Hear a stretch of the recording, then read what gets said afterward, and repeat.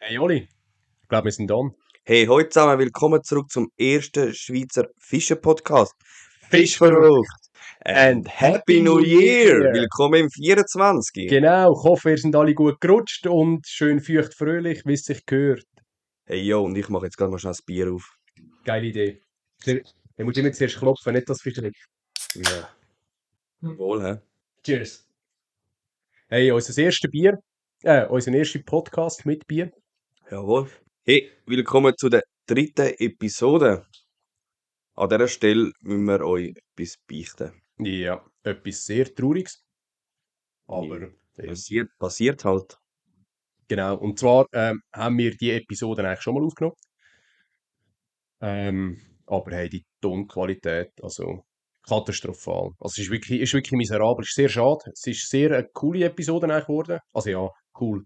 Ich weiss ja, wer sie, informativ wäre sie sicher super geworden. Aber sie ist auch nicht so Oli Nikolai, ich glaube, das darf man an dieser Stelle auch sagen. Mhm. Und ja, Qualität, das tönt, wenn ich rede, dann tönt es wie ein Alien. Gut, man muss vielleicht auch an dieser Stelle sagen, gell, wir haben die erste Episode haben wir mit dem Mikrofon aufgenommen, das ich sonst für meine YouTube-Filme brauche. Genau. Und die zweite haben wir dann eben schon ein neues Mikrofon gehabt. Ja, Und dort haben wir die Einstellung alles tipptopp gehabt. Und jetzt bei der dritten, weil wir noch Gäste dazu gehabt haben wir dann nochmal ein Mikrofon gebraucht.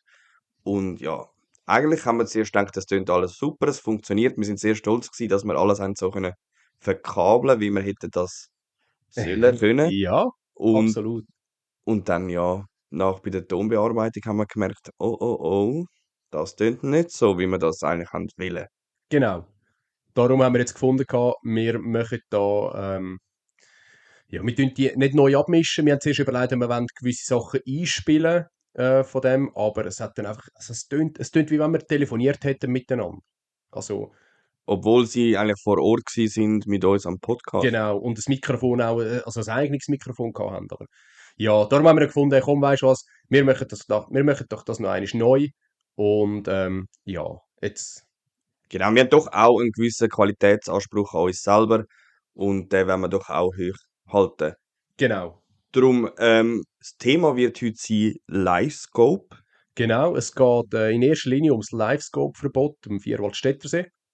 Und wir haben eigentlich bei der vorherigen Folge zwei Gäste gehabt, den Adrian Thoma und den Peter Oehn.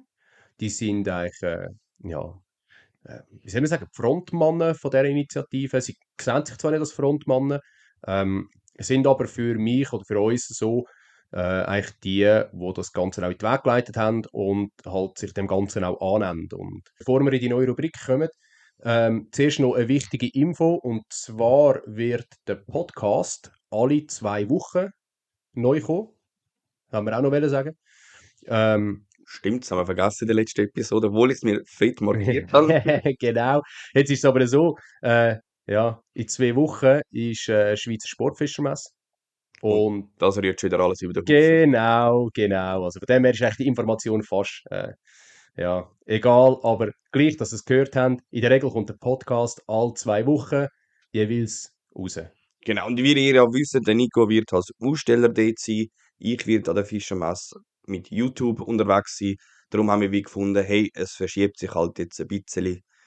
Aber wie du schon gesagt hast, alle 2 Wochen wollen wir einen Podcast droppen. Perfekt, Dann kommen wir jetzt zu der Rubrik Meine Woche, deine Woche. genau. Bin gespannt, was du gemacht hast, Oli. Hey, ich bin die Woche mal am Wasser gewesen. Man glaubt es nicht. Und passend zum Thema, ich bin mit meinem guten Freund Dima Catch Fish, I Catch Fish oder so. Drops gehen raus. Auf dem Greifensee gewesen. Wir haben das Livescope dabei gehabt und sind wirklich auf Hecht fischen. Nice. Es hat für mich ganz gut geklappt. Ich habe einen 90er Hecht gefangen. Petri, Danke, danke. Und wir haben aber auch noch ein bisschen im Freiwasser geworfen und dort habe ich, das war ganz krass gewesen, einen Nachläufer gehabt von 1 Meter. Ich habe ihn am Boot gesehen, vorbeischwimmen. Leider hat er mein Bait nicht verwünscht. Und das ohne Livescope. ja, eben, gell, mit Livescope ist es halt dann einfach so, dass die Fische ins Boot kommen. Das ist halt das, wo viele das Gefühl haben. Wenn du das Livescope hast, dann fangst du Fisch Ist nicht so. Kann ich bestätigen, von dem her. spätestens von dieser Woche. Aber mega cool gewesen, wieder mal draußen sein, mal wieder mit einem guten Freund unterwegs gewesen, ein bisschen sprächeln. und einfach auch draußen sein in der Natur, obwohl irgendwann meine Füße kalt haben. Ja, gut. Wenn du eh nur im Boot bist, dann irgendwann geht dir fast die Füße, aber bewegst dich ja nicht, oder? Also ist ja nicht so, wie wenn du irgendwie vom Ufer gehst fischen. Ja. Und zudem, gute Kleidung ist alles. Also das Das, wissen wir. das ist so, vielleicht wird das auch mal ein Thema da in unserem Podcast sein. Ja, wer weiß. Also bei mir ist eigentlich nur die Schuhe das Problem. Oder an den Füßen. Oben habe ich immer Sachen zum Anlegen. Ja, gut, aber auch für die Füße gibt es gute Stiefel. Ich habe sehr günstige Stiefel gekauft, dort was von der Success.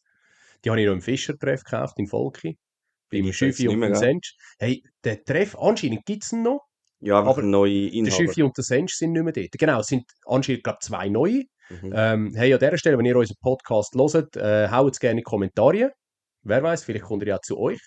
Haut es in die Kommentare, wer ihr seid. Und ja, denke, können wir sicher mal vorbeikommen. Eigentlich könnte ich einfach auch vorbeigehen, weil Ja, ich du wohne bist, du verdammt bist so nett. nicht Du drin. bist so, das hättest ja du wissen, das sollte ja eigentlich dein Tackle-Dealer sein. Aber ja, ja. Anderes Thema. Ja, hey, und dann kann ich da vielleicht schon mal ankündigen, dass ein Video wird rauskommen. Ich weiß nicht, einfach jetzt noch im Januar. Ich habe es terminiert auf Ende Januar, wo es darum geht, ob es überhaupt noch YouTube wird geben auf Fischingberg-Kanal, weil, Oh wow, bin ich ja, gespannt. ich tue jetzt da noch nicht zu viel liegen. Aber hey, zieht euch das Video rein. Genau, das ist so ein bisschen meine Woche gewesen Hey, eigentlich. das weiß nicht einmal ich von dem Video. Ich kenne nicht mal, ich weiß nicht mal, wie das Video aussieht. Aber ist vielleicht auch besser, weil dann ziehen es mir wirklich auch wie. Das ist doch gut. Ja, das ist geil, sehr schön. Ist eine spannende Woche gewesen in dem Fall. Hey, mega aufschlussreiche Woche gewesen Hä? für mich. Ja, Ja. nice, sehr gut, sehr Hey, gut. musst du einmal rülpsen, wenn du Bier trinkst? Hey, abartig, aber ich drehe immer den Kopf weg. Ja, sehr Was nice. hast Ja, du diese Woche gemacht? hey, meine Woche war eigentlich recht easy gewesen. Ich bin dazu gekommen zum Fischen. Ich habe ein Swimbait mal gefischt. Hä? Tatsächlich, ein Swimbait, Oh, Oli. die Story weiss ich, wie die ausgegangen Ja, ich kann dir einfach raus. Du hast ja gerade eine Sprachnachricht gemacht. Nicht umsonst, nicht umsonst. Ja, Mann, hey, also, ich bin natürlich wieder an der Rüste mit dem Haus gewesen, gell, und da habe ich schön raufgefischt mit, also, einen Gummifisch habe ich genommen mit einem 20 Gramm Jig, ein 5 Gummi, 12,5 Zentimeter, und da habe ich von der Westin habe ich das Edit Spinnerblatt dran getan. Ich weiß nicht, ob Ja. du das kennst. Das ist nachher eigentlich wie ein Spinnerbait. Mhm. Finde ich eine hure geile Geschichte. Ähm, ja, habe ich das Draht da und da habe ich so raufgefischt und beim Abgehen habe ich mir wirklich voller Zuversicht gesagt, ich hänge ein Swimbait an. Und es sind immer noch die ersten Swimbaits, die ich gekauft habe beim Goldfish. Nicht wahr? Habe ich die bis da nicht dran gehabt. Jetzt, mittlerweile weiss ich ja warum nicht, aber ja, meine Route übrigens ist 13 Fishing, Fade Black mit 20 bis 80 Gramm Wurfgewicht. Ist noch wichtig an dem Punkt. Oli weiss Das ich ist ein so. wichtiges Detail, ja. Er verdreht schon die Augen. Ja. Ähm, ja, hat dann beim Abfischen das Swimbait dran getan. Der erste Wurf war super gewesen, da habe ich den Kollegen gefragt, er hat gesagt, hey, wie führst du eigentlich ein Swimbait? Er sagt, ja, weißt du, mit Rollen, ein bisschen mehr, ein bisschen weniger und ein bisschen so und so und dies und jenes. Ich dachte, okay, gut. Zweiter Wurf, ausgerührt, hey, und dann sehe ich, das Swimbait fliegt und fliegt. Irgendwann hat es mal getatscht und hey, ich weiss nicht wieso, aber meine Spitze ist auch gerade ins Wasser geflogen. Die Schnur ist gerissen, die Spitze ist ins Wasser geflogen, das Swimbait ist noch viel weiter geflogen und ich habe geflucht. Ich kann mal einfach noch eine Sprachnachricht machen. Genau. Mhm. Dort hast du dich aber schon ein bisschen beruhigt Ja, gehabt. dort habe ich mich schon recht beruhigt, ja. Genau, aber ich bin zum Fischen gekommen, das ist schon mal wichtig. Bissen hat nichts, ist natürlich wieder ein Schneidertag gewesen, einer von diesen 10. Ja, genau. Und nichtsdestotrotz habe ich dann gefunden, weißt du was, meine schwere Route, meine Hechtroute ist kaputt. Hey Kili, ich brauche eine neue Route, hast du offen, super, komm vorbei, perfekt. Kili, an deinem Geburtstag bin ich vorbeigekommen, danke noch einmal vielmal an dieser Stelle. Und haben wir jetzt eine neue Route geholt. Genau, Swimbait hat natürlich keine neue geholt, selbstverständlich. Er hat gesagt, er nimmt nur noch die Türen von mir. Ja, genau, dass wenn die wegfliegen, dass ich dann sicher kann baden kann, weil ich komme daheim nicht zum Baden oder duschen oder so. Ja, aber egal, genau. Dann habe ich noch Jahrespatent-Einkauf gemacht. Einen grossen, teuren Einkauf. Oh wow, du bist schon so weit. Ja, ich bin schon so weit. Also, Zürichsee. Ich habe jetzt das Dreisee mit Gast. Ich habe gefunden, das gönne ich mir. Nimmst du mich mal mit? Ja, natürlich doch. Ist auch Ufer, gell? Hast du noch Greifensee, oder? Ja, ich löse einfach sehr wahrscheinlich wieder Greifensee Bootspatent. Einfach eben, Ja. weil der Greifensee ist 500 Meter weg von mir. Ja, gut, dann ist klar. Und wie ihr alle wisst, ich liebe es im Tessin zu fischen. Darum will ich mir, glaube ich, dieses Jahr wieder das Tessiner Patent Ja. gönnen. Muss ich mir aber noch überlegen. Mal letztes Jahr habe ich es recht können brauchen. das Jahr muss ich wirklich überlegen, das lohnt sich wirklich, wenn du nur gehst. Ja, ja, es ist so. Es ist so. Aber es ist ja bei jedem Jahrespatent so. Oder? Wenn du es irgendwo holst, du musst einfach gehen, es lohnt sich nicht. Mhm. Klar, Zürichsee-Ufer, wenn du nur den Zürichsee hast mit diesen 90 Stutz, okay, dann gehst du 3, 4 Mal, das packst, dann holst du deine Felchen und that's it. Aber als Dreisee, es hat doch irgendwie, glaube 190 Stutz gekostet. Irgendwie so etwas. Und ja, habe ich gefunden, gönne ich mir. Genau. Und dann, ja, hey, haben wir noch neues Material eben. Wir haben neue Mikrofone. Wir haben ein neues Mischpult. Wir Ja, haben jetzt voll Podcast-Version aufgefahren. ja, voll. Mit einem Küssi zwischen uns. Richtig geil. Es ist voll nicht romantisch. Ich finde es richtig mühsam, dass ich dich nicht sehe, während wir reden. Schon, ich finde es eigentlich gerade recht angenehm. Aber gut, Fast. gehen wir weiter. Piep. Ja, nein, das ist eigentlich so ein bisschen meine Woche gewesen, ja. Von dem her, Cool, beide mal am Wasser gewesen, beide mal, also jemand wenigstens mit Fisch. ja, einen Nachläufer habe ich gehabt, also ein 35er Hechtli. Ja, Ja, du, aber Fisch ist Fisch. ja, ja, ja, ja, es ist, einfach, ist nur nachgekommen, also nicht Okay. gebissen, nichts. Ja, nein, also geschändet wird nicht. Genau, Dann würde ich sagen, gehen wir über in die nächste Rubrik. News. genau. Hey, soll ich da den Knoten mal platzen lassen? Ja, ich glaube, du hast dort recht krasse News. Ja, Purge Zone ist zugegangen. Für mich recht also tragisch. Ich finde es sehr schade. Ich habe den Lukas sehr, sehr mögen. Er hat auch Majorfish recht unterstützt. KP Bytes, Maximus. Ja, für mich mega schade. Ich bin aber überzeugt, er findet sein nächstes Projekt und das wird bombastisch werden. Wenn es so ist, wie ich mir das vorstelle, wow, Hut ab. Auf jeden Fall weiterhin alles Gute und ja, hey, man sieht sich sicher am Wasser. Hey, mega schade. Luca, von mir auch. Alles Gute. Gehen wir Ja. der Reihe an. Ja. Livescope-Verbot. Das Thema, das thematisieren wir ja noch. Mittlerweile ist bereits das nächste Livescope-Verbot in Kraft treten oder ja, mal in Kraft treten. Und zwar dürfen wir am Lauerzersee auch kein Livescope mehr nutzen. Der Laui, der eigentlich bekannt ist für Zander und Hecht zum Scopen, hat per 1. Januar 2024 beschlossen, dass es Livescope-Verbot eintritt. Recht krass irgendwie. Dunkel mit Innerschweiz ziemlich, ja, obwohl eigentlich eben, wie schon gesagt, Kanton Zug zum Beispiel, das Livescope-Verbot ja abgeschmettert hat. Ja, eigentlich schon noch krass. Ne? Mhm. Aber ich glaube, wir können nachher noch ein bisschen mehr darüber Ja, reden, oder? genau, ja, genau. Auch der Ilti Moosweier übrigens, für die dort fischen, gell, auch Livescope-Verbot, aber das wissen Sie sicher. Dann habe ich noch weitere News von der Innerschweiz, und zwar, was neu ist jetzt in diesem Jahr, dass bei der Bachfischerei kannst du neu ein Gastpatent lösen. Oh, cool. Finde ich noch wirklich cool, weil durch das kannst du auch mal jemanden mitnehmen und bist nicht immer nur alleine in der Bäche am Rumsteigern. Und wenn halt jemand mal keine Sahne hat und vielleicht mal sagt, hey, würde mich mal interessieren, wie das so ist, dann kannst du ihn mal mitnehmen. Finde ich einfach noch geil. Mhm. An dieser Stelle an meinen Bruder, wenn du den Podcast hörst, Kanton Schweiz, könnten wir jetzt auch gehen. Also dem Brüder, den du mal austrieben hast. Oder? Nein, nein, mit Ah, dem anderen, der hat eben Geburtstag gehabt. Anfang okay. Dezember, ich habe ihm einen Gutschein gemacht, dass wir mal gehen zusammen gehen fischen. Also Yeah, nicht nice. Guiding von mir. Also ich weiss im Fall nicht, ob es auch für die Tageskarten ist, gell? Das Ah, müsstest du halt schon abchecken, sicher für die Jahrespatent. okay. Ja, du. Von dem her, genau. Dann die nächste News habe ich aus erster Hand. Aschi Brothers. Die Gebrüder Aschwanden, die sind wieder an der Predator Tour 2024 am Start, natürlich. Sie haben sogar die Startnummer schon durchgegeben.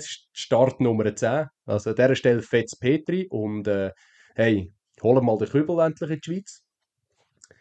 Ähm, dann Fischer Outdoor in Immensee, auch ein Fischerladen. Der hat auch Cucina Chiuso. Äh, Küche zu ist vielleicht das falsche Wort, aber der macht auch Türen zu. Der hat eigentlich nur noch eine Bootswerft und eine Fahrschule. Der hat den Abschiedsapro gehabt am 23.12.23, also letztes Jahr. Tönt so weiter weg. Genau. Hey, krass, das ist jetzt schon der dritte Laden. Gut, einer hat andere Investoren, Wer? Fischentreff. Ah, ja, ja, gut, ja, gut, ja. Ja. Aber krass, ist das jetzt so ein bisschen das Corona-Nachwirken? Hey, ich habe mich im Fall auch schon gefragt, ob es Corona-Nachwirkungen sind. Also ich glaube also bei der Purge Zone irgendwie schon. Ja. Beim Fischer Outdoor weiß ich nicht, weil er hat halt, dort, glaube ich, seine Frau oder seine Freundin hat irgendwie mal ein Restaurant übernommen und erst dann viel kochen dort noch zwischendurch, weil sie Personalmangel hatten. Und Bötli hat er ja schon immer aufbereitet gehabt. Also von dem her, ich weiß nicht, ob das Nachwirkungen sind von Corona oder nicht, aber ja. Und beim Fischertreff, der Schüfi und der Senst, die haben sich in den Ruhestand gebeten. Von dem her, ja, eigentlich absolut legitim von mir aus Ja, gesehen. ja, aber ich denke nur, es ist der erste, dritte Podcast und es ist schon der dritte Ja, Laden. ja, also wenn pro Podcast ein Laden zugeht, dann wird es dann gleich mal einmal eng Ende Jahr. Eben, gell. Ja, absolut. Ja, und dann haben noch etwas anderes, und zwar Toppis veranstaltet Turnierreihe in den Niederlanden. Sie haben ganz viele verschiedene Turniere, und an dieser Stelle möchte ich auch gerade sagen, dass ich an einem teilnehme, mein erstes Turnier, wo von der Toppis organisiert ist und wo ich teilnehme. Bin recht gespannt, wie das wird. Das wird irgendwo vom, das ist glaube ich am 1. Juni, irgendwie so der Ja. Samstag dort. Bin sehr gespannt, ich bin dort mit der Family in Holland. Nimmt mich Wunder, wie denn das wird. Habe dann schon gesagt, dass ich Turnier fischen dort. Also, ja. Trainierst du vorher? Hey, zum Glück ist das Team von Majorfish Deutschland vorher noch dort. Die können sicher ein, zwei Spots sagen. Ich will aber sicher einen Tag vorher auch noch dort hingehen, um mal zu schauen, wie sieht es überhaupt aus, wie sind so die Gegebenheiten. Aber das Coole ist ja, das Turnier findet in Leeuwarden statt, wenn es mir recht ist. Das ist irgendwo nördlich dort bei Groningen zu.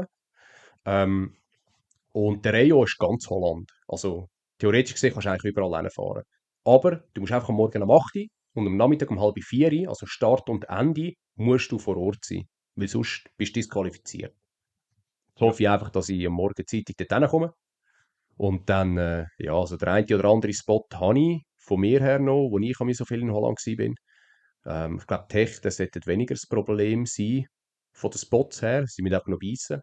Mhm. Ich glaube, mit Zander könnte es noch happig werden, weil du darfst nicht in die Nacht hier fischen. Mhm. Und Egli, denke ich, ist kein Problem. Die kann ich irgendwo die Seite holen, habe ich das Gefühl. Was noch ist, Rapfen. Ich habe noch nie gezielt auf Rapfen gefischt. Das wird sicher auch noch eine Herausforderung werden. Hast du schon mal auf Rapfen gefischt? Ich habe noch nie auf gefischt. Ich habe mir einfach schon einige Videos davon reingezogen. Ich habe jetzt nicht das Gefühl, dass das ein schwieriger Fisch ist zum Fangen. Ich glaube, der klopft sich alles rein, wenn es einfach geil tönt. Schon. Ja. Ich habe irgendwie, bei den Videos, die du siehst, fangen die meisten Leute Rapfen auf Topwater. Ja, Topwater, Wobbler, hauptsächlich Lärmen. Aber ich habe doch keinen Topwater-Köder. Ja, schau jetzt, schau jetzt. Warte, schau, das ist jetzt etwas, was wir nicht besprochen haben. Aber ich frage dich jetzt einfach da im Podcast. Ich habe mir überlegt, ob ich soll frei nehmen mit dir trainieren. Ja, wäre natürlich schon nice. Weil ich hätte sonst Topwater bei uns, wenn das Argument Ja, wäre. es wär natürlich schon nice. Also, Aber wir können das ja nachher noch besprechen. Aber ja, je. Du eben, also wir gehen dort über Fronleichnam, ist es. weiß Gehen wir nicht. rauf, also von dem her, Bei du. Kanton Zürich, die haben nichts so zu pflegen. Ja, das stimmt, das stimmt. Aber ja, Ja, ich je. denke, vielleicht kann ich auch mit trainieren. Zwei Routen sind besser als eine im Wasser. Ja, absolut, absolut. Also eben, ich habe sicher auch noch Spots vom Age Fish Deutschland, vom Danny. Die gehen alle Jahre eigentlich dort in die Region rein und gehen dort go fischen. Das ist so geil. Nein, mal letztes Jahr war es, da haben sie Welsen gefangen in den Polder rein. Aber nicht nur wenig. Hä? Ja, aber ist nicht auch beim YPC so gewesen, dass Ja, plötzlich die Welsen gekommen sind? ja, voll, voll. Wie hast du, apropos IPC, ist es doch zwar schon ein Zeitchen her, aber wie hast du das Finale gefunden? So von der Location her? Hey, krass. Also ich finde sowieso, Toni und Daniel, das Beste, was sie gemacht haben, ist jetzt, dass er irgendwann an das Gewässer fahren fürs Finale, wo niemand kann auf sein Netzwerk zugreifen, sondern Ja. einfach jetzt sein Können muss abprüfen, das, was er kann, das, was er mitbringt, sein Know-how. Das finde ich im Fall mega geil und das ist für jeden eine Herausforderung und auch ein Neuanfang. Ja, Ich finde voll. es super spannend so. Und es ist ein bisschen klar gewesen, dass die einen da ein bisschen stärker sind als andere. Ja, gut, das sowieso. Aber also ich habe es auch recht geil gefunden. Ich muss sagen, sie haben ja vor 2 Jahren angefangen mittlerweile. Mit dem, ich glaube, das erste Mal, wo sie auf Portugal sind. Dort. Aber ja, jetzt sind Azoren gewesen, das ist letztes Jahr Azoren, gewesen, genau. Ja, ja, ja. ja. Und jetzt das Jahr. Also ich find's geil so. Ich finde es wirklich geil so. Ich auch. Absolut. Macht es viel, viel spannender. Ja, voll. Ja gut, sind das deine News gewesen? Ja, ich habe geschlossen zu dem Thema. Von dem her, Oli, übergebe ich dir gerne das Wort. Perfekt. Hey, ich habe das mal ein bisschen Schweizer News. Ah, Und zwar etwas will ich Neues. gerade mit meinen Tessiner Freunden anfangen. Ich weiß nicht, Arno Ticino Pesca, ich weiß nicht, ob das euch ein Begriff ist. Er hat einen Online-Shop, ist Teamer bei Stucki und betreibt eben noch einen Online-Shop unter dem Namen Ticino Pesca. Und er hat jetzt, weiß nicht, ist der Tony Power ein Begriff? Ticino Pesca, ist das nicht, hat der nicht Molix noch gehabt? Ja, er hat auch Molix Gell, drin, der ja. hat doch, hat er die Vertretung noch? Das ist doch der, Ja. schon, oder? Mhm. Ist es nicht der Urwer? Nein, ich meine der Urwer. Nein, der Urwer ist der große Shop also großer Shop, einfach ein Angelladen in, wie sagen wir, Lugano Süd. Ja, okay, nein, ich habe den Urwer gemeint. Okay. Aber Tony Power, ist dir das ein Begriff? Nein, gar nicht. Nicht. Das ist eigentlich einer der grössten YouTube-Kanäle ich sag mal, in Italien, Ja, also der Tony. Und er fischt auch auf Hecht, auf Bass, auf Zander, immer mit dem Bassboot. Recht geil, halt auf Italienisch. ja, ja. Aber er hat jetzt auch eine Eigenmarke gemacht, die heißt Big One. Und ist zwar eine recht teure Bekleidung, finde ich jetzt noch, so 400-500 Stutz für eine Hose. Okay, ja, das Aber stimmt. so Regenbekleidung, T-Shirts, recht nice Sachen, also vom Design her. Und eben, was ich eigentlich wollte sagen, dass der Arno jetzt in seinem Shop, Online-Shop Marke Big One hat. Und das finde ich mega cool. Ja, nice. Sehr cool, sehr cool. Dann habe ich die nächste News aus dem schweizsprachigen Raum. Captain Greenfin ist bei Höhle der Löwen gewesen, hast du das gehört? Hey, nein, überhaupt nicht. Ich habe so gedacht, als ich deine News gelesen habe, wir haben ja, also für die, die es nicht wissen, wir arbeiten mit OneNote, so ein bisschen, dass wir die Episode eigentlich planen, es muss irgendwie ein bisschen Vorbereitung haben. Und, ja, wenn du halt mal etwas aufschreibst, dann liest ich mal geschwind ein bisschen durch und dann habe ich eben das gelesen. Captain Greenfin, Höhle der Löwen. Ja, voll. Und Well. hey, und sie haben auch ein Angebot bekommen von Ah, einem wirklich? Loi, so sagt es nicht mehr. Ich glaube, es sagt einen Loi. Ja, ich glaube es auch, ja. Und sie haben, glaube ich, nach langem Überlegen das Angebot dann aber auch abgelehnt, weil es nicht ganz dem entspricht, was sie wollen vertreten. Ja, ja, Aber hey, ja. mega cool, dass sie sich da getraut haben, dort hergehen, erstens, und dann auch noch ein Angebot abräumen. Ja, ist geil. Voll cool. Ich packe uns sonst den Link zum Video unten in die Podcast-Beschreibung. Dann Ja, könnt ihr das nachschauen. auch für mich, ja, geil, sehr nice, sehr nice. Schade haben sie abgelehnt, schade haben sie kein besseres Angebot bekommen dementsprechend, aber ja, schon mal geil und auch, dass sie Mut gehabt haben, um dort vortragen. Also meine Höhle der Löwen, ja, ich glaube, das kennt jeder irgendwie aus dem Fernsehen oder so. Ja, die werden dann aber schon noch ordentlich auseinandergenommen. Jo, hey, dann habe ich noch eine News. Lurenetic, sprich Neuke, hat einen neuen Bait rausgebracht. Hast du von dem gehört? Der Bass Bro. Bro. Nein, Bossy Bro. von Lurnatic habe ich nur den Flavor. Okay. Finde ich geil. Hey, das ist auch ein mega geiler Bait. Der ist, glaube ich, jetzt einfach nur, ich will nichts Falsches sagen. Ich glaube, 3 Inch oder so. Ja, Besser wäre irgendwie, 7,5. glaube ich, 2 oder so. Aber es ist so ein cooler Creature Bait. Recht Okay. geil im Fall für unsere heimische Barsch. Leider momentan nur in Deutschland erhältlich. Okay, Aber okay. Gut, 3 Inch ist für uns allgemein, das sind ja 7,5 Zentimeter. Also bei einem Creature Bait finde ich 7,5 Zentimeter eher ein bisschen gross für unsere mhm. Gewässer. Ich weiß nicht, wie ihr es da draussen seht, ob ihr mit 7,5 Zentimeter Krebsen oder so, oder Creature Baits auf Egli gehen. Mit einem Gummifisch, ja, kann ich verstehen, mache ich ja auch. Aber mit Creature Baits finde ich, die sind dann eher noch ein bisschen bulliger, noch ein bisschen breiter. Und der Barsch muss dann doch ordentlich, ja, einziehen.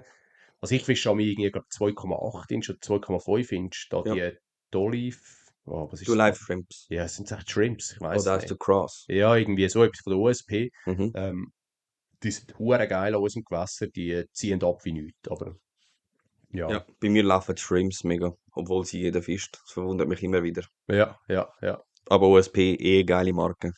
Ja, finde ich, die haben geile Sachen. Die ziehen recht Fisch an, ja. Dann kommen wir zu der nächsten Rubrik. Thema. Jawohl, und jetzt sind wir endlich mal da, wo wir wollen. Oder wo wir schon mal Nein. gewesen sind. Ja, genau, genau. Jetzt ist es eben leider so, wir haben ja die ganze Geschichte schon einmal aufgenommen, wie schon am Anfang erklärt. Und wir haben jetzt auch gefunden, hey, wir diskutieren jetzt mal über das Livescope, weil es sind doch ein paar spannende Inputs gekommen von diesen beiden Herren. Und wirklich sorry an dieser Stelle, dass es nicht funktioniert hat. Die sind extra zu uns übergefahren von der Innerschweiz auf Zürich. Und ja, ist ja auch nicht ohne und das soll auch Dank gewährt sein. Ja, vielleicht kannst du den Zuhörern, die jetzt vielleicht nicht wissen, was ein Livescope ist, weil du bist da schon mehr Experte wie ich, vielleicht schnell kurz und knapp erklären, was ist ein Livescope? Genau. Vielleicht an dieser Stelle noch geschwind eine Klammerbemerkung. Ich fische selber ein Livescope.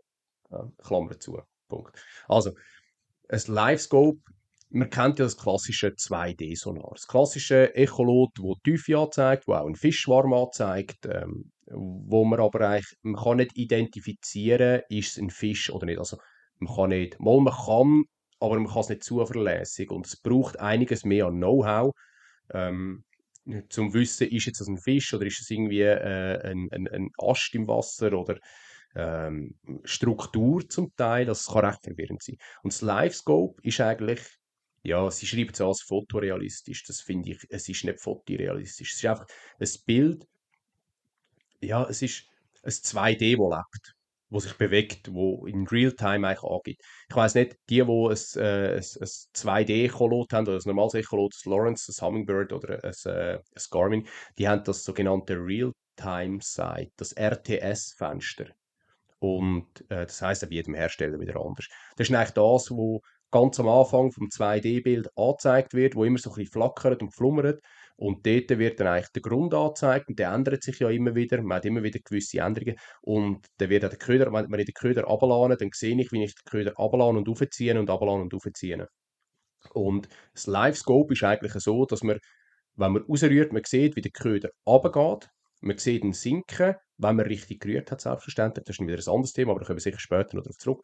Und ich sehe aber auch den Fisch. Und ich habe in der Regel dann einen Geber, den ich 360 Grad drehen kann. So, dass ich den Fisch eigentlich suchen kann und dann dort kann hinrühren kann. Jetzt ist es aber so, Oli, das kannst du mir sicher bestätigen, das Hinrühren, wo du den Geber hast, wie einfach ist das?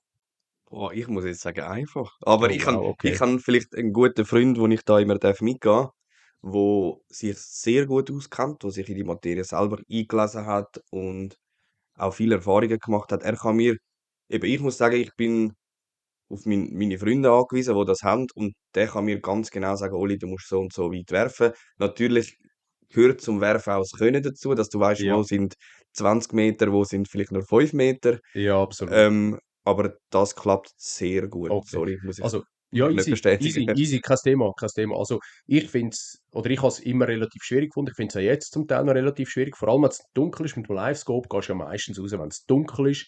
Dann kannst du eigentlich schön, in der Regel fährst du nicht über den Fisch rein und lässt einfach ab. Also, es ist nicht einfach die Fischerei, wo du sagst, hey, ich fahre rein, lade den Köder gerade vor meinem Boot runter in dem Sinn, sondern du schaust ja, mittlerweile sind die Fische doch auch ein bisschen scheu.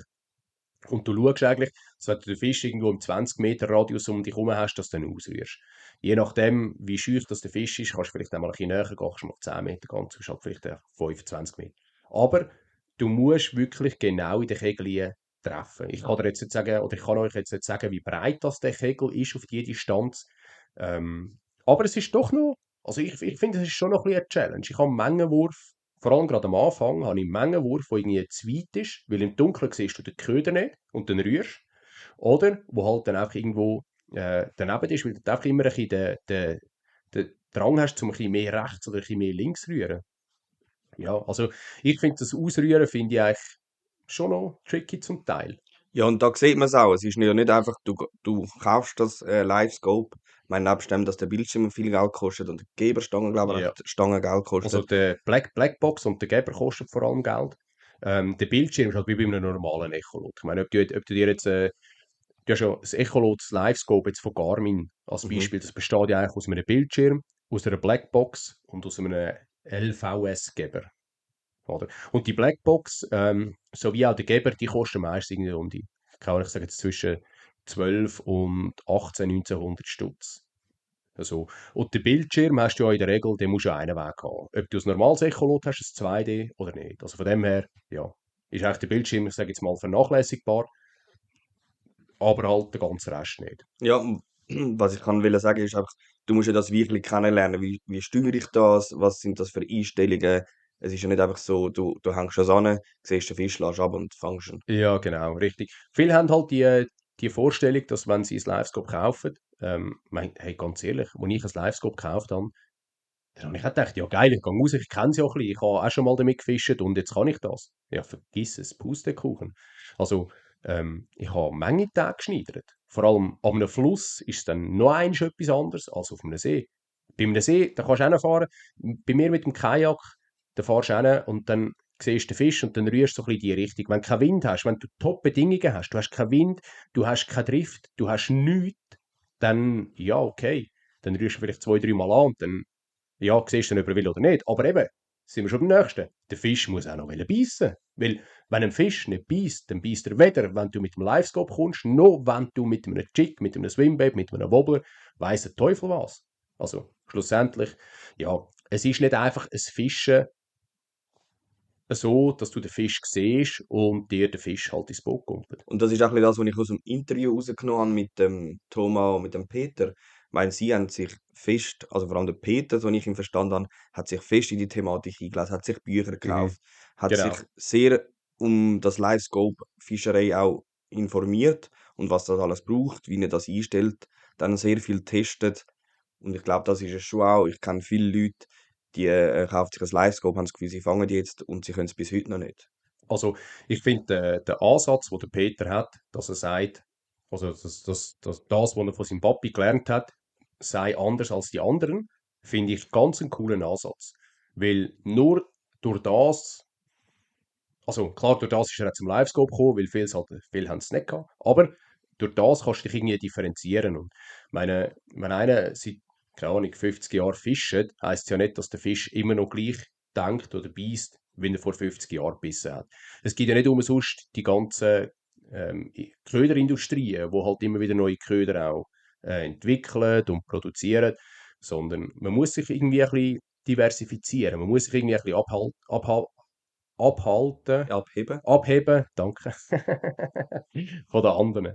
Genau, von dem Hey, her, und an dieser Stelle möchte ich einfach noch sagen, eben, wir probieren möglichst neutral über die ganze Situation zu berichten oder auch ein bisschen aus unseren Erfahrungen vom Livescope erzählen, aber wir wollen uns jetzt da nicht in eine ja, Nische drängen lassen, sondern wir wollen ja, uns einfach erzählen, hey, was ist Livescope, was kommt jetzt da raus bei dem Gerichtsentscheid, jawohl. wo sie da angefechtet haben. Genau, das würde ich gerne noch schnell da einfügen. Genau, es soll neutral sein, es darf durchaus auch kritisch sein. Also, wenn ihr Fragen habt oder wenn ihr es anders seht, hey, haut es raus, haut die Tasten rein, schickt es uns, schreibt es uns. Überhaupt kein Thema. Also, ungeniert zu, also nur zu, weil schlussendlich, ja, wir sind offen, klar, nur weil ich ein Livescope habe, heisst das nicht, dass ich das immer einsetze. Schlussendlich ist es ja auch schade, wenn du immer nur auf den Bildschirm schaust. Und ich meine, wenn es ein Verbot gibt an diesen Gewässern, dann c'est la vie, dann gibt es ein Verbot. Dann ist es halt so. Ich bin nicht angewiesen auf ein Livescope. Ich kann auch normal mit einem 2D-Sonar fischen, weil ja, auch so findest du Fisch. Wie es der Peter gesagt hat, es geht um die Schwärme hauptsächlich. Ähm, zum Suchen. Klar ist es auch schön, wenn du die dicken Fische kannst finden mit dem Livescope. Die Möglichkeiten hast du halt einfach besser, das ist so. Aber mit dem 2D findest du Schwärme, du hast noch Sidescan, die du auch nutzen kannst. Und vor allem, es gibt ja gewisse Leute auch da draußen, die mit dem normalen 2D können vertikal bzw. pelagisch fischen. Genau. Mhm. Ich finde noch an dieser Stelle wichtig zu sagen, hey, wichtig ist, dass man sein Gewässer kennenlernt. Das ist Wo eh so sind und so. Fische, um welche Jahreszeit? Weil es ist nicht immer gleich, welche Tiefe, wo steht der Fisch? Und ich meine, das kann euch auch, klar kann euch das als Livescope ein bisschen Erkenntnis zeigen, aber schlussendlich müssen das auch, wie kann das auch erarbeitet werden ohne Livescope? Ja, absolut, absolut. Und vor allem mit dem Livescope finde ich noch wichtig zu erwähnen, aber das wissen eigentlich die meisten. Fischen Fisch nicht irgendwie unter 10, maximal 12 Meter. Ja. Das Verbot besagt eigentlich, dass man keine Live-Technik auf dem Vierwaldstättersee darf mitführen. Mittlerweile auch auf dem Ilti-Moosweiher sowie auch auf dem Lauerzer See. Jetzt ist einfach da der andere Punkt, oder? Wenn man keine mitführen darf, das heisst, es braucht irgendjemanden, der das kontrolliert. Und die das kontrollieren, die müssen halt auch rauskommen. Es sind jetzt doch schon ein paar Meldungen reingekommen von mir, wo Polizisten draussen sind, auf dem See draussen, und die Leute kontrolliert haben und dann halt gefragt haben, hey, hast du ein Livescope dabei? Der hat gesagt, hey, nein, schau, ich habe da nur das Echolot. Ja, dann muss ich ein Foto machen, kannst du mir deine Ansichten zeigen, ich muss es abklären. Das heisst, es braucht wieder geschultes Personal. Das heisst, die Kosten, die muss ja auch irgendjemand tragen. Und ja, also, ja, grundsätzlich ist einfach das Verbot vom Mitführen und vom Gebrauch vom Livescope auf dem Vierwaldstättersee, auf dem Saarensee ist schon verboten, sowie auch auf dem Iltimosweiher und auf dem Lauerzensee. Genau. Und die Initiative, die richtet sich gegen das Verbot. Also, dass man es eigentlich gleich noch darf mitführen und brauchen. Ähm, ja, halt eben eventuell mit gewissen Gesetzen dazu. Und vielleicht kannst du ja noch den Zuhörern erklären, welche Rolle spielt jetzt da der Peter und der Der, Adi? der Peter Oehn und der Adi Thoma, das sind die zwei Herren, die eigentlich die Gegeninitiative, also die Initiative gegen das Verbot, aus meiner Sicht zumindest, ich weiss nicht, sie sehen sich ja nicht als Frontmannen dort, sind das die Herren, die das eigentlich so ein bisschen in den Weg geleitet haben. Weil sie haben doch viel von ihrer Zeit, von ihrer privaten Zeit investiert in die ganze Technologie, um zu wissen, wie funktioniert die, wie geht die und. Und ja, von dem her, von mir aus gesehen, nicht mehr als richtig, dass man sich auch dagegen auflehnt und mal sagt, hey, halt, das kann man auch anders regeln, weil jetzt muss ich das ganze Boot wieder umbauen.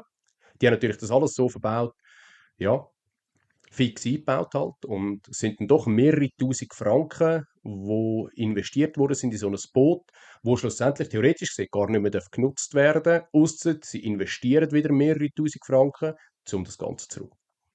Und sie sind jetzt vor das Bundesgericht, so wie ich sie richtig verstanden habe mit dem. Ja, richtig. Die Initiative ist jetzt vor Bundesgericht. Ich weiß nicht, ob mittlerweile schon eine Entscheidung gefallen ist. Zu dem Zeitpunkt, wo wir das Genau, Interview hatten, ist noch keine Entscheidung draussen genau, gewesen. genau. Zum Aufnahmezeitpunkt ist noch keine Entscheidung draussen gewesen. Und jetzt sind wir mal gespannt, was da kommt. Ich habe auch noch spannend gefunden aus dem Interview eben Regeln, wo sie gesagt haben, hey, sie sind auch nicht, also sie sind nicht gegen Regeln oder gegen das Verbot, sie haben dort auch ein grosses Verständnis. Es gibt zum Beispiel ein Beispiel, das ich jetzt aus meiner Sicht kann erklären kann. Ich weiss nicht, Müritz ist halt ein bisschen weit weg von uns in Deutschland, ein grosser See. Und dort gibt es zum Beispiel ein Nachtfischenverbot, also du darfst das Livescope nicht in der Nacht brauchen. Ich glaube, du darfst auch gar nicht fischen in der Nacht, aber bin mir nicht sicher. Ich weiß einfach, dass Livescope in der Nacht verboten ist. Und das könnte ich mir auch vorstellen, dass man bei uns vielleicht mit dem Livescope einfach mal Spielregeln müsste festlegen. Nebst dem ja schon Regeln vorhanden sind, wie gross ein Fisch darf sein und etc. Das kennen wir alles. Genau, Fangfenster. Nachtfischspot haben wir ja auch bei uns, gibt es ja auch. Also zum Beispiel am Vierwaldstättersee, wo das Livescope-Verbot eigentlich ausgesprochen worden ist. Die haben auch ein Nachtfischspot, dort dürfen wir vom 10 oder 11, so, ab Zürichsee übrigens auch, dürfen wir auch glaub, im Winter vom 10, im Sommer vom 11 weg nicht mehr fischen, bis am Morgen um 6 oder 7. Ähm, von dem her, ja, für mich absolut ein gangbarer Weg. Ich meine, schlussendlich, ich bringe jetzt gleich den Vergleich mit dem Auto. Wenn ein Auto 1000 PS hat, interessiert niemand. Nein, ist vielleicht falsch gesagt, aber es ist scheißegal, weil schlussendlich, wir dürfen bei uns auf der Schweizer Straße 120 fahren, gemäß dem Gesetz. Wer sich nicht daran hält, wird gebüßt. Fertig. Genau. Und so Spielregeln könnte man ja auch erarbeiten jetzt für das Livescope. Genau. Und vielleicht können wir auch noch da sagen, wir machen eine Umfrage auf Spotify und es wird auch auf unserem Insta-Kanal die Umfrage stattfinden. Ich denke gerade nach dem Drop von dieser Folge. Ja, Stimmt doch dort ab, sind ihr fürs Live-Scope, gegen das Live-Scope oder ist es euch eigentlich wurscht? genau. Würde uns noch wundern, können wir auch gerne dann bei der nächsten oder übernächsten Episode, je nachdem, wie wir dazu kommen, darauf eingehen. Ihr kennt unsere persönliche Meinung. Von dem her, ja, sind wir gespannt, was ihr da draussen denkt. Und ich würde sagen, wir kommen zu der nächsten Rubrik. Genau. Entweder oder. Yay. Hey, und heute bist glaube du dran, oder? Hey, das Mal darfst du eine Rechenschaft ablegen.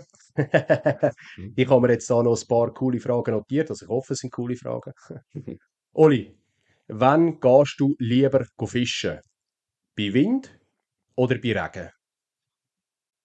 Eins von beiden gibt es nicht. Ich finde es hure schwierig, bin ich bei Wind allein. Ich finde, da ist schon ein wichtiger Punkt. Aber ich würde eher bei Regen fischen. Bei Wind, eben, ich gehe davon aus, ich bin allein auf meinem Bötli. Habe ich das Jahr gehabt, ich bin mir fast abgesoffen. Ja, Wind ist halt immer heikel. und es ist mega gefährlich zum Einschätzen. Ich kenne einen, der mal das Boot gekentert ist. Und es geht hure schnell. Ja, und der hat das ganze Tackle verloren. Also nein, ich gehe lieber bei Regen, weil gegen das kann ich mich nicht schützen, aber ich kann eine Regenjacke anlegen, Regenhose und bin dann gegen das Wetter geschützt. Gehst du überhaupt raus, wenn es so Wetter ist? Ja, warum Okay. nicht? Ja, weil du nass wirst. Wie sagen wir, Scheißwetter, Beißwetter? oder? Ich bin halt ein Schönwetterfisch. Naja, da haben wir es wieder. Okay, gut. Nächste Frage. Frühling oder Herbst? Beides geil, muss ich mir wirklich bereisen. Es heisst entweder oder.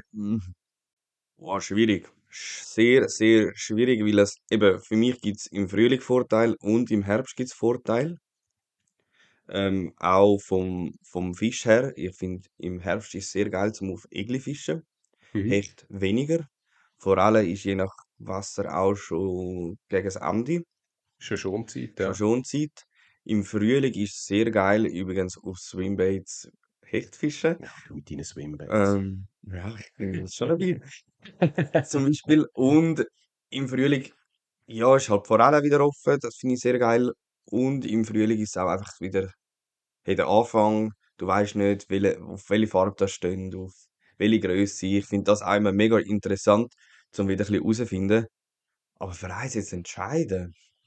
Hey, es ist entweder oder, es ist nicht und oder mit. Hey, ich gehe mit dem Frühling. Und zwar nicht aus dem Grund wegen der Swimbaits, sondern einfach wieder aus dem Grund, dass man wieder alles muss neu entdecken, auf was hat der Fisch Lust. Ja, ich hätte auch Frühling gesagt. Weil im Frühling ist alles wieder offen. So ab Mai kannst du eigentlich wieder alles befischen bei uns in der Schweiz. Bis auf den Zander, okay, der kommt erst im Juni, das ist schon fast Sommer, aber du hast die Forelle, die offen ist, du hast den Hecht, du hast die Egli, die noch vor der Laichzeit sind, je nach Gewässer. Du hast Alette, die im Beisslaune sind, du hast Schleien, ja, das sind jetzt zwar alles so Weissfische, die nicht meine Zielfische sind, aber ja, schlussendlich ja, bin ich bei dir. Bin ich bei dir. Gut, dann kommen wir schon zu der letzten Frage. Ja, ich weiß jetzt nicht, ob die so reinpasst, aber ich finde sie gleich noch spannend. Instagram oder TikTok? Instagram. Ganz Wirklich? klar. Ja, ich bin alte Schule, Mann. Nein, ich mache auch TikTok, aber ich habe mir das zuerst müssen von meinen Jugendlichen erklären. Ja, aber was, Respektive, du hast mich ja mal auf TikTok noch aufgeklopft. ja, aber was haben wir gesagt wegen der WhatsApp-Gruppe? Wir haben ja eine WhatsApp-Gruppe, wo eigentlich so eine Community, droppen wir zwar dann später noch, aber ich will jetzt gleich mal ein bisschen anteasern, wo so ein bisschen über unseren Podcast informiert, über die neuen Folgen und alles drum und dran, mal ob ein Bild vielleicht noch hier kommt. Und du hast gesagt, du fühlst dich alt. Ja, aber Und jetzt bist du aber gleich vom Alten auf Instagram. ja, darum macht es ja Sinn, dass ich auf dem Okay. Alten bin. Nicht? Ja, Nein, aber Instagram nutze ich einfach schon länger. Ich glaube, das kann ich besser. TikTok befasse ich mich definitiv zu wenig damit. okay. Aber natürlich folge mir auf TikTok. Hast du noch Facebook? Ja, privat, aber das nutze ich eigentlich gar nicht. Okay. Ja, aber du bist wirklich ein alter Sack. Nein, wenn Sorry, Facebook all die da draussen, ich wenn habe auch nicht, noch Facebook. hast Ja, du, ich darf das sagen. du bist auch ein 90er-Kind. Ja, natürlich. Du hast auch Netlog gehabt. Ja, natürlich. Eben, Natürlich. siehst du, Netlog, MSN, Habbo. Kennst du schon Habbo? ja, natürlich. Ja, ja. Geil. Ja, Ja, sehr lustig. schön. Hey, das war aber eine coole Frage gewesen. Ja, das wäre es schon gewesen mit dem Entweder-Oder von meiner Seite.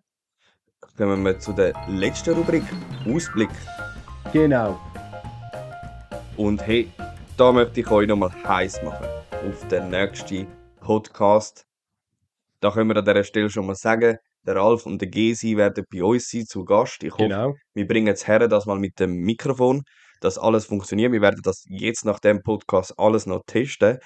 Und ey, es wird in dieser Folge um die Schweizer Sportfischermesse gehen. Jawohl. Und hey, hört den unbedingt, weil Es könnte sein, dass man die eine oder andere Sache noch erfahren, die man nicht weiß. genau. Und es könnte auch sein, dass es vielleicht Vielleicht gibt es auch wirklich vielleicht, also die Chancen sind sehr hoch, dass man etwas gewinnen kann bei diesem Podcast. genau, richtig.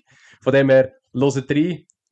Ja, wir informieren euch, also, oder ihr erfahrt es über unser Instagram-Profil Fischverrückt, wenn der nächste Podcast rauskommt. Yes. Und heute sagen wir Danke fürs Zuhören und ciao zusammen. Ciao zusammen.